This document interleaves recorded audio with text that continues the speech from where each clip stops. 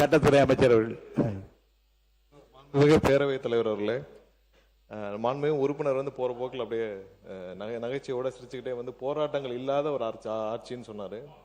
போன ஆட்சியில விவசாயிகள் போராட்டம் பண்ணி அவங்க மேல குண்டாஸ் போட்ட அரசு போன அரசு. எத்தனை பேர் குண்டாஸ் போட்டு அவங்க எவ்வளவு கஷ்டப்பட்டாங்கன்னு தெரியும். விவசாயிகள் போராட்டம் கடுமையாக அடக்கப்பட்டது, எல்லா இடத்திலும் அடக்கப்பட்டது. அவ்வளவு வழக்குகள் இன்னும் நிலுவையில் இருக்குது. அவ்வளவு பேர் நிலுவையில் உள்ள வழக்குகளை வாபஸ் பெற சொல்லி போன வாரம் தான் விவசாயிகள் சார்பாக பெரிய கோரிக்கையும் வைக்கப்பட்டது. ஸோ அதை வந்து இங்கே குறிப்பிட விரும்புகிறேன். நன்றி. உறுப்பினர் நீங்க பேசலாம். மாண்புமிகு பேரவைத் தலைவர்களே, அவர் எந்த போராட்டம்னு தெரியாமல் பேசுறாரு. அது திருவண்ணாமலை சிப்காட்டில் எடுக்கும்போது நடந்த போராட்டம், அதை பற்றி அவர் பேசுகிறார். விவசாயிக்கு வந்து நெல் விலையை உயர்த்தி அந்த வயலை உயர்த்தி இது கேட்கவே இல்லை. வறட்சி திடீர்னு மழை பெய்யும். எங்கள் ஆட்சியெலாம் திடீர்னு, உங்கள் ஆட்சியில் மழையே பெய்யலை. எங்கள் ஆட்சியில் திடீர்னு மழை பெய்யும். திடீர்னு மழை பெய்ஞ்சு திடீர்னு விவசாயம்லாம் பாதிக்கப்பட்டு உடனே முதலமைச்சர், எங்கள் அன்றைய முதலமைச்சர் அங்கே போய் பார்த்து நாங்கள் ஓடி போய் மழை பெஞ்சால் நாங்கள் போய் ரோட்டில் நானும் சக்கரை பண்ணி நிற்கணும். ஆக போய் எங்கள் தஞ்சை டெல்டா போய் தான் நிற்போம். ஆக இருந்து இப்போ மக்கள் விவசாயிகள் களத்தில் போராட்டத்தில் உட்காரல. பச்சை துண்டுடைய அதிகம் எங்களுடைய ஆட்சி தான் பச்சை துண்டு அதிகமாக வளர்ந்தது. விவசாயிகள் சங்கம் நிமிர்ந்து நடந்தார்கள். ஆனால் இப்போ வந்து விவசாயிகள் ஆட்சி பொறுப்பேற்றால் நீங்கள் சொன்னீதான்.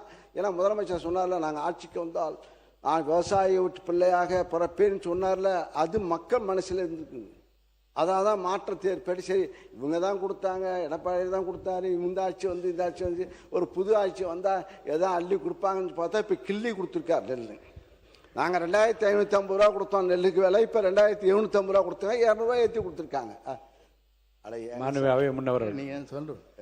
மாண்புமிகு பேரவைத் தலைவர்களே, மாண்புமிகு முன்னாள் அமைச்சர் அவர்கள் பேசுகிற போது சொன்னார்கள், இதுவரையிலும் சரித்திர வரலாற்றில் டன்னுக்கு 4000 ரூபாய் கொடுத்த சரித்திரம் முதலிலே தமிழ்நாட்டில் நடைபெற்றிருக்கிறது என்பதை நீங்கள் உணர்ந்திருக்க வேண்டும். அது முதலமைச்சர் போர் அறிவித்திருக்கிறார். நெல் விலையும் அதே நேரத்தில் உயர்த்தியிருக்கிறார். உங்களை காட்டிலும் 2 மடங்கு உயர்த்தியிருக்கிறார்கள். ஆகவே ஒரு வரலாற்றை இன்றைக்கு தமிழ்நாட்டில் படைத்திருக்கிற ஒரு முதலமைச்சராக, விவசாயியை வாழ வைக்கிற முதலமைச்சராக இன்று இருக்கிறார் என்பதை நாடு அறிந்து கொண்டிருக்கிறது. உங்களுக்கு தெரியவில்லை என்பதுதான் வேதனையாக இருக்கிறது. பேரவைத் தலைவர்களே, நாங்கள் இப்போ நாங்களும் கடந்த இதே இடத்துல தான் உட்காந்து சொன்னேன். நாங்கள் கரும்பு விலை அறிவித்து விட்டு அடுத்த பட்ஜெட்டில் வந்து நாங்கள் கரும்புக்கு டன்னுக்கு 4000 ரூபா கொடுப்போம் என்று இதே இடத்துல இருந்து அமர்ந்து தான் நான் சொன்னேன்.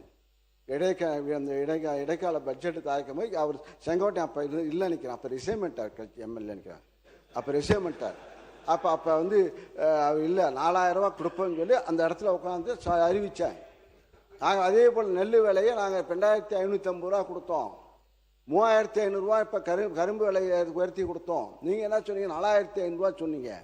கரும்பு விலையை நாங்கள் ஆட்சிக்கு வந்தால் 4500 ரூபா கொடுப்போம்னு சொன்னீங்க. நெல் விலையை 3500 ரூபா கொடுப்பேன்னு சொல்கிறீங்க. அதான் சொன்னேன். இப்போ கிள்ளி கொடுப்பேன்னு சொன்னீங்க. 3 மாதத்தில் கொடுத்துருங்க, போக கொடுப்பீங்க நம்பிக்கை இருக்கா தெரியல. ஏன்னா இப்போ நீ சொல்லிட்டா, முதலமைச்சர் சொல்லிட்டா, நிதிநிலை